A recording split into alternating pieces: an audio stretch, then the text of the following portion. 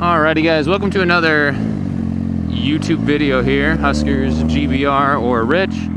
I really don't care what you call me, but I'm going to be doing a requested video today, and it is on countersteering on motorcycles. And this is something that if you've been riding a motorcycle before, or you've ridden a bicycle, it's something that you've probably already done and just haven't really thought about too much.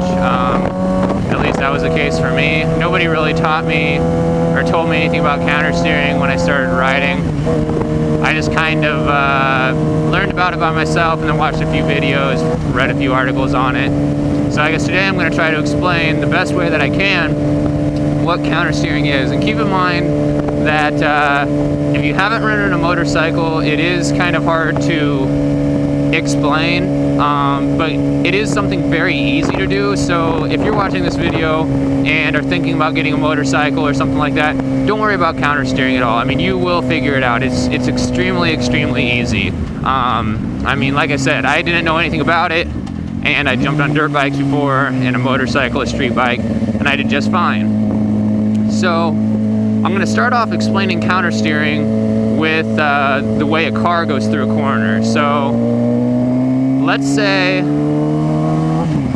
that you are in a car and you want to make a right turn. So obviously you turn the wheel in the car, the steering wheel, to the right, and the car goes right.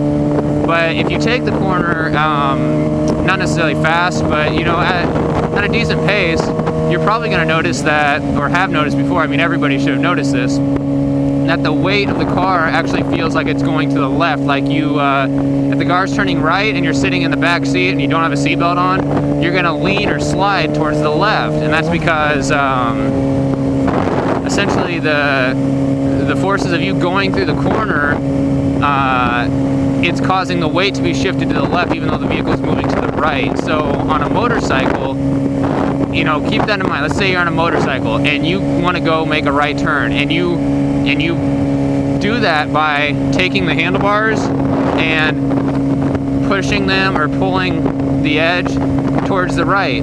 The bike is going to want to fall over to the left then. Like, you know, it's just like in a car, all the weight's going to be shifted over, but since you only have two wheels, the bike would fall over essentially.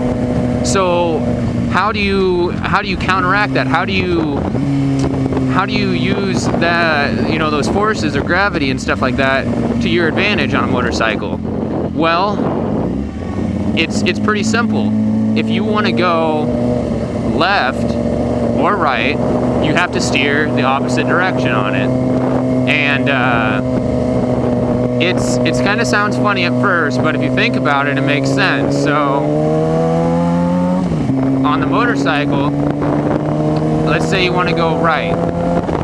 You are going to initiate your turn. Keyword here is initiate the turn. You are going to actually push the bar to the left, or pull it to the left, and what that's going to do is it's going to cause the bike to fall in to the right. Like the bike's going to tilt over to the right, and that's going to essentially set you up for that corner. And what happens immediately after you push the handlebars or pull them to the left is that the wheel automatically kind of tracks back over and will guide you through the corner.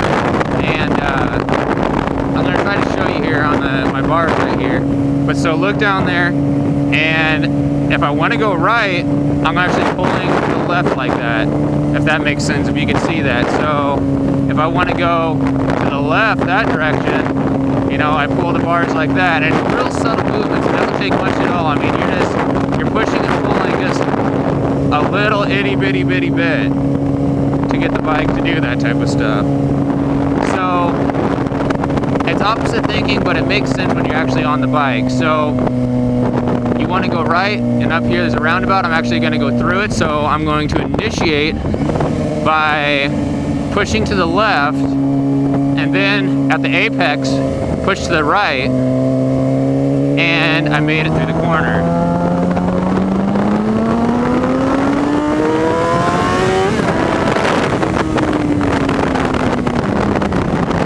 Just had to have a little bit of fun right there. But nonetheless, that's countersteering in a nutshell. So the other the other thing that you got to keep in mind with countersteering is that it allows you, and if you look at like MotoGP racing or something, you'll notice that their bikes, like when they're going down the straightaway and they're going to enter the first corner, their bikes go from straight up and down to nearly full ling, like instantly on them.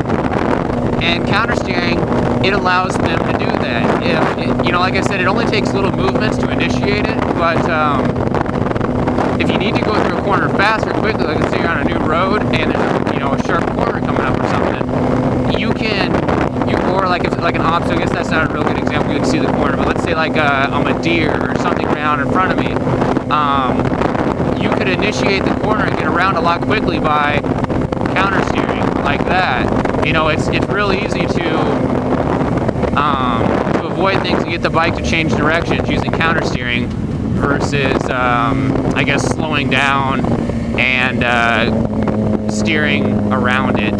So countersteering can definitely come in handy and save your ass a few times if something jumps out in front of you or something like that. So just keep in mind, I guess, that on with countersteering on a bike, if you want to go right, you're going to actually hit the bars to the left, and that's going to cause the bike to fall to the right, and then the front wheel is going to essentially fall back in place and track you through the corner. Like once you initiate that corner and you give it the first little bump of the bars, you shouldn't really have to adjust at any point after that. Now then, if that does happen, like you do need to adjust, like it gets tighter, you actually countersteer again. So if you're going through a right-hand corner and you need to turn sharper, you actually countersteer to the left again, and that's going to make the bike fall even more and turn sharper to the right. So I really hope that makes sense. This is my best, I think the best way I could try to explain countersteering to you guys.